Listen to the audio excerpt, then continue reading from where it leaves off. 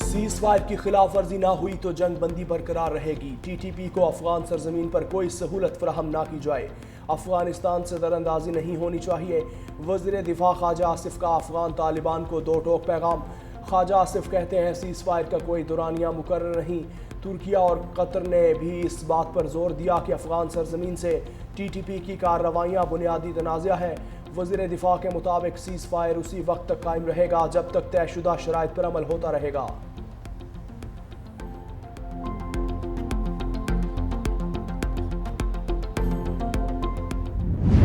پاک افغان معاہدہ امن کی راہ دکھانے لگا۔ چمن کے مقام پر پاک افغان سرحد کو جزوی طور پر کھول دیا گیا۔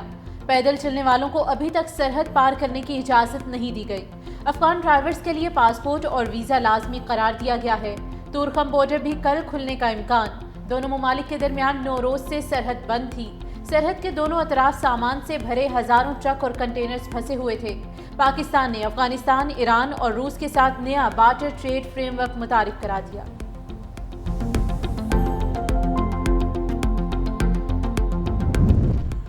پاکستان کا ایک اعلیٰ سطح کا وفد آج افغانستان کے دورے پر روانہ ہوگا۔ افغان حکام سے بارڈر امور، دو طرفہ تجارت اور دیگر اہم مسائل پر مشاورت کرے گا۔ دورے کے دوران ون ڈاکیومنٹ رجیم کے حوالے سے بھی تفصیلی بات چیت متوقع، جس کا مقصد دونوں ممالک کے درمیان تجارتی تعلقات اور نقل و حرکت کے نظام کو مزید بہتر بنانا ہے۔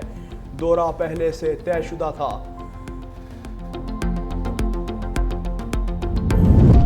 پنجاب سے غیر قانونی مقیم غیر ملکی باشندوں کے انخلاء کا تیسرا مرحلہ۔ 21,900 سے زائد افغانیوں سمیت غیر قانونی مقیم غیر ملکی باشندے ڈی پورٹ۔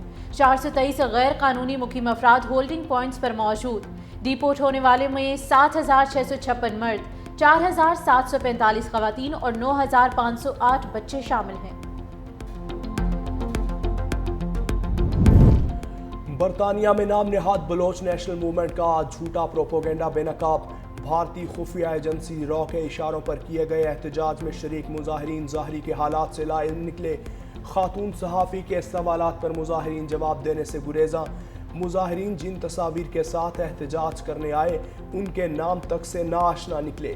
ظاہری میں فی الحال ہندوستان کے دہشت گردوں کے خلاف عوامی شکایات پر کارروائی کے بعد امن بحال ہو گیا۔ ظاہری کی سڑکیں اور بازار کھل گئے، بچے بلا خوف و خطر اسکول جانے لگے۔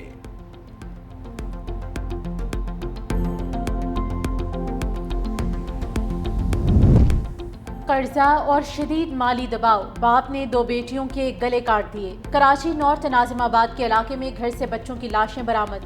پولیس ذرائع کے مطابق پولیس نے ملزم کو گرفتار کر لیا۔ لاشیں عباسی شہید ہسپتال منتقل۔ بچیوں کی شناخت 8 سالہ زینب اور 14 سالہ عالیہ کے ناموں سے ہوئی۔ گرفتار ملزم اکبر کی 5 بیٹیاں اور 1 بیٹا ہے۔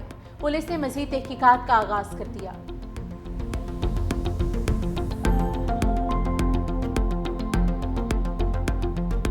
مہنگائی کے موسم میں ٹماٹر کے نخرے اٹھانا مشکل۔ ملک کے بیشتر شہروں میں ٹماٹر کی قیمت آسمان پر، 500 سے 600 روپے کلو تک فروخت۔ دکانداروں نے کہا سیلاب اور پاک افغان بارڈر بند ہونے سے قیمتیں بڑھیں۔ ماہر معاشیات کہتے ہیں اصل ذمہ دار مڈل مینز اور ذخیرہ اندوز ہیں۔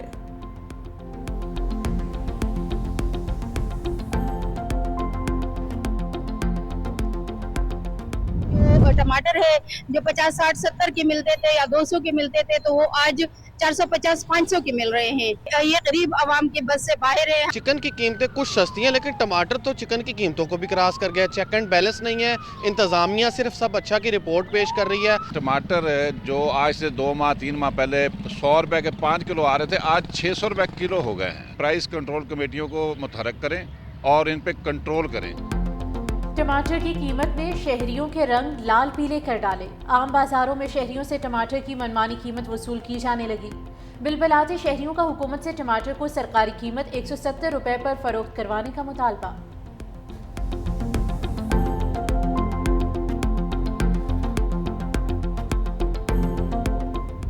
دھوئیں کے بادل گہرے، بھارت کی طرف سے آلودہ ہوائیں پاکستان میں داخل۔ لاہور میں دھند اور اسموگ میں خطرناک حد تک اضافے کا خدشہ۔ بھارتی دارالحکومت نئی دلی دنیا کے آلودہ ترین شہروں میں سر فہرست۔ لاہور دوسرے نمبر پر موجود، موٹر سائیکل سوار کے لیے ماسک لازمی قرار، آلودگی کے خاتمے کے لیے مختلف شہروں میں پانی کا چھڑکاؤ اور اینٹی سموک گنز کا استعمال، سینئر وزیر مریم اورنگزیب کی شہریوں سے احتیاطی تدابیر پر عمل کرنے کی اپیل، فصلوں کی باقیات اور کوڑا کرکٹ جلانے پر مکمل پابندی یقینی بنانے کی ہدایت، دھواں چھوڑنے والی گاڑیوں کے خلاف کریک ڈاؤن، دھواں چھوڑنے والی گاڑیاں سڑکوں پر نہیں چل سکیں گی۔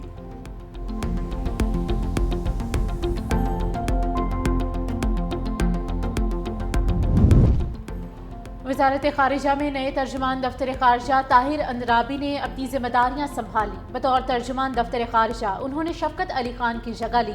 سابق ترجمان دفتر خارجہ شفقت علی خان کی جلد سعودی عرب روانگی متوقع ہے۔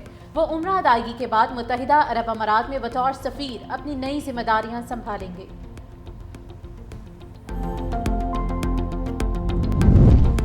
سینٹ میں قائد حزب اختلاف کی خالی نشست کے انتخاب، الیکشن کمیشن خیبر پختونخوا نے امیدواروں کی فہرست جاری کر دی۔ خرم ذیشان اور عرفان سلیم پی ٹی آئی کی حمایت یافتہ امیدوار، تاج محمد آفریدی اور عابد خان آزاد امیدواروں کی حیثیت سے میدان میں اتریں گے، جبکہ پیپلز پارٹی کے نثار خان بھی سینیٹر کے لیے امیدوار ہیں۔ پولنگ 30 اکتوبر کو ہوگی۔ نشست پی ٹی آئی کے شبلی فراز کی نااہلی کے باعث خالی ہوئی تھی۔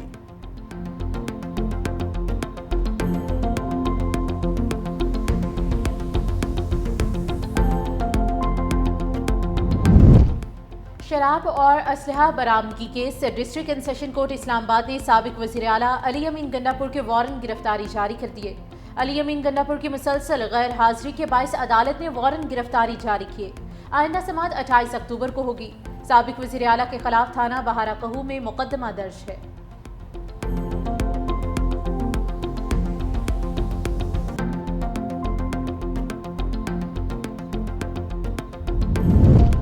لاہور ہائی کورٹ نے اقلیتی ججز کا کوٹا مقرر کرنے کی درخواست مسترد کر دی۔ Chief justice Lahore high court Aalia Neelum نے کہا، عدلیہ میں تعیناتیاں میرٹ پر ہوتی ہیں، صرف سول اداروں میں کوٹا تو مختص کیا جا سکتا ہے۔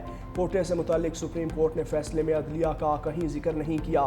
پارلیمنٹ نے آرٹیکل 175 میں کمیشن کو اختیار دے دیا۔ کمیشن کو یہ نہیں کہا جا سکتا کہ جو نام وہ لے کر آئے اس کی بجائے آپ کے نام دیے جائیں۔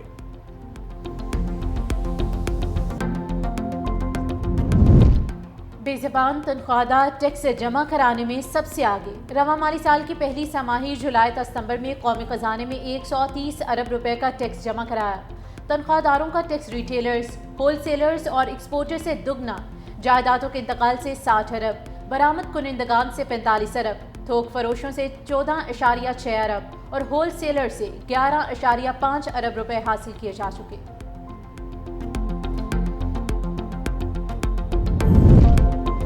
پاکستان سٹیلز مل کی بحالی کی طرف اہم پیش رفت، وفاقی حکومت نے جدید منصوبہ پیش کر دیا۔ پورٹ قاسم میں پہلا C2 steel green industrial corridor بنانے کا اعلان۔ وزیر بحری امور جنید انور نے پاکستان سٹیل ملز کی بحالی کا جدید منصوبہ پیش کر دیا۔ منصوبے سے آئندہ 10 برسوں میں 13 ارب ڈالر کی بچت متوقع ہے۔ منصوبہ بحری اور صنعتی شعبوں کو جدید ٹیکنالوجی سے جوڑے گا۔ پورٹ قاسم میں شپ ری سائیکلنگ اور ریپیئر کمپلیکس کے قیام کی تجویز۔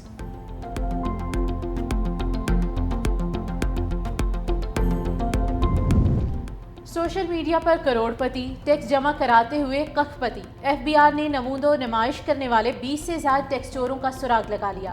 کروڑوں روپے کے اثاثے، گوشواروں میں معمولی آمدن۔ جنوبی پنجاب کے ایک شخص کے پاس 19 قیمتی اور جدید ماڈل کی گاڑیاں، مالیت 62 کروڑ 40 لاکھ روپے۔ 2020 کے گوشواروں میں صرف 10 لاکھ مالیت کی ایک گاڑی ظاہر کی۔ سیاسی خاندان سے تعلق رکھنے والے شخص کے بھی 18 کروڑ سے زائد کے اثاثے۔ ایک ڈیجیٹل کانٹینٹ کریٹر اور ٹریول ولاگر بھی شامل۔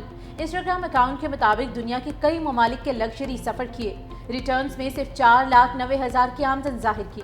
انٹیلیجنس رپورٹس کی تفصیلات متعلقہ ریجنل ٹیکسیشن آفیسز کو بھجوا دی گئی۔ سپریم کورٹ کا عوامی سہولت کے لیے نیا پبلک فیسیلیٹیشن پورٹل فعال۔ شہری اپنے کیسز کی تفصیلات، درخواستوں کی صورتحال اور شکایات آن لائن دیکھ سکیں گے۔ عوام اور بیرون ملک پاکستانیوں کے لیے ہیلپ لائن اور پورٹل بھی متعارف کروا دی گئی۔ فیڈ بیک اور اینٹی کرپشن پورٹلز کے ذریعے عدالتی شفافیت اور عوامی شمولیت کو فروغ دیا۔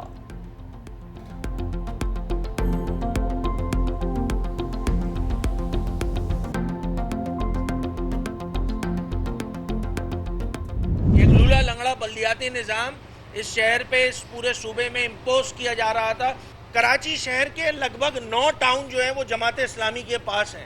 ان سارے ٹاؤنز میں جو گلی کی اور گلیوں کی صورتحال ہے, علاقوں کی جو صورتحال ہے, وہ ایسا لگتا ہے کہ جیسے اس غزہ کے جو سڑکوں کی جو بمباری ہو گئی تھی اس کے بعد جو سڑکوں کا حال تھا وہ بھی لاکھ گنا بہتر تھا جو حال جماعت اسلامی کے جو ٹاؤنز ہیں ان کے علاقوں اور ان کی گلیوں کا ہو گیا.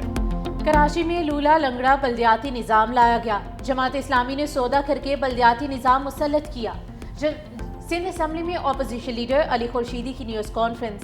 کہا کراچی کے 9 ٹاؤنز جماعت اسلامی کے پاس ہیں جہاں سڑکوں کی حالت غزہ سے زیادہ ابتر ہو چکی. جماعت اسلامی فرسٹریشن کا شکار ہے. غزہ میں امن ہوا تو ان کے چندے کے ڈبے بند ہو گئے.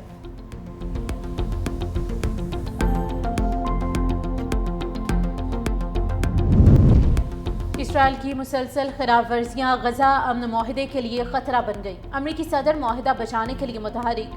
ٹرمپ کے داماد جیرڈ کوشنر اسرائیل پہنچ گئے. ٹرمپ کے خصوصی ایلچی برائے مشرق وسطی اسٹیو وٹکوف ہمراہ. امریکی نائب صدر جے ڈی وینس آج اسرائیل پہنچیں گے.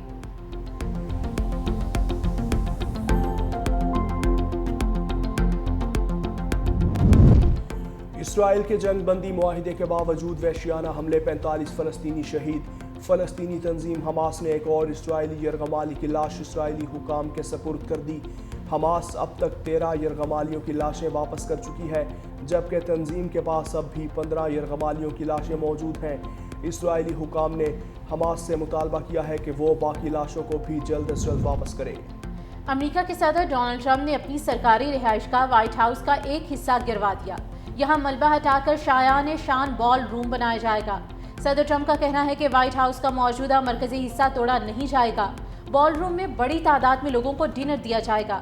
تاہم امریکی میڈیا کے مطابق جس بڑے پیمانے پر تعمیر کا منصوبہ بنایا گیا ہے اس سے اندازہ کیا جا سکتا ہے کہ مرکزی عمارت بھی متاثر ہوگی. کینیڈا کی اشوا مسجد کے بانی رکن کے قتل میں مبینہ طور پر بیٹا ملوث نکلا. مسجد کے باہر قتل ہونے والے 80 سالہ ابراہیم بالا کا 42 سالہ بیٹا سہیب بالا گرفتار. قتل کا واقعہ 16 اکتوبر کو پیش آیا تھا. تاہم قتل کے محرکات کے بارے میں کوئی تفصیل جاری نہیں کی گئی.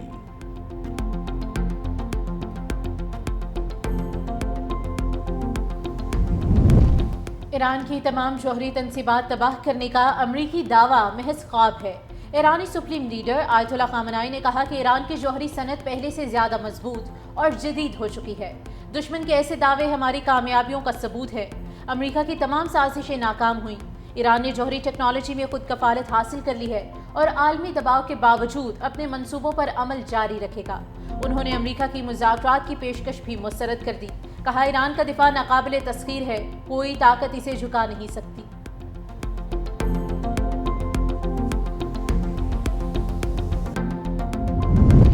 امریکہ میں طیارہ گھنے جنگل میں گر کر تباہ. باپ اور 2 بیٹیاں ہلاک. اڑان کے کچھ دیر بعد ہی جہاز کا رابطہ کنٹرول ٹاور سے منقطع ہوا. کئی گھنٹوں کی جدوجہد کے بعد طیارے کا ملبہ جنگل سے ملا. تحقیقات کے لیے سول ایویشن نے انکوائری کمیٹی تشکیل دی ہے.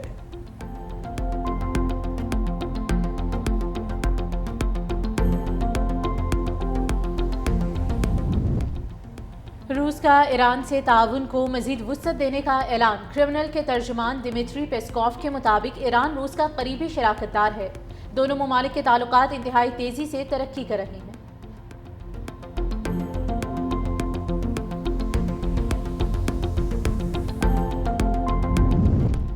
اقوام متحدہ کے تمام ممالک سے ایمرجنسی وارننگ سسٹمز قائم کرنے کی اپیل.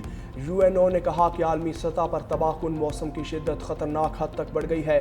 گزشتہ نصف صدی میں موسم اور پانی سے جڑے خطرات کے باعث 20 لاکھ سے زائد افراد ہلاک ہو چکے. دنیا کے نصف ممالک میں شدید موسم کی پیشگی وارننگ کا نظام موجود نہیں. ترقی پذیر ممالک میں کروڑوں افراد خطرناک موسمی حالات کے باعث غیر محفوظ ہیں.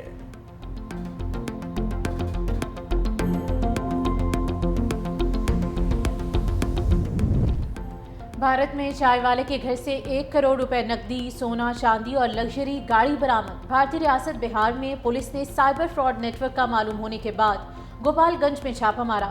ملزم ابھیشیک پہلے چائے کا ٹھیلا لگاتا تھا. بعد میں وہ بین الاقوامی سائبر فراڈ ریکٹ سے جڑ کر دبئی منتقل ہو گیا. ملزم کے 2 بھائی بھی گرفتار.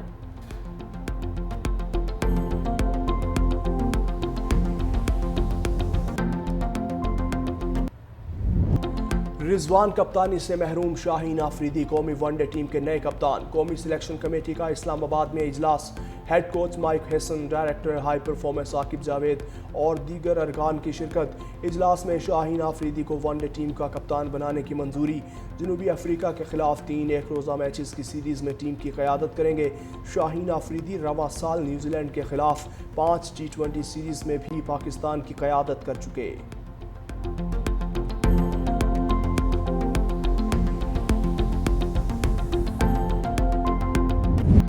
راولپنڈی ٹیسٹ کا آج دوسرا روز. دوسرے دن کا کھیل جاری. قومی ٹیم جنوبی افریقہ کے خلاف پہلی اننگز میں 333 رنز بنا کر آؤٹ ہو گئی. پاکستان کی طرف سے شان مسعود 66 اور سعود شکیل 66 رنز بنا کر نمایاں رہے. عبداللہ شفیق 57 اور سلمان علی آغا نے 45 رنز بنائے. کشف مہاراج نے 7 شاہینوں کا شکار کیا.